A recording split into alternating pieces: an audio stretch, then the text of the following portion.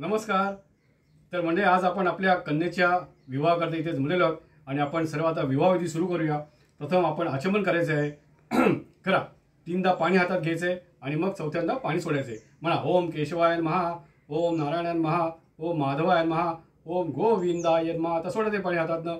विष्णवे नमः, मधुसूदनाय त्रिविक्रमाय वामनाय नमः, ओम श्रीधराय नमः, ऋषिकेशाय नमः, ओम पद्मनाभाय नमः, दामोदराय नमः, ओम संकर्षणाय नमः, वासुदेवाय नमः, ओम प्रद्युम्नाय नमः, अनुरुद्धाय नमः, ओम पुरुषोत्तमाय नमः, ओम अधोक्षजाय नमः, ओम नरसिंहाय नमः, ओम अच्युताय नमः, ओम जनार्दनाय नमः, ओम उपेंद्राय नमः, ओम हरे नमः, ओम श्रीकृष्णाय नमः। आता एक काम करा, आता तिथे हळद कुंकू व्हा।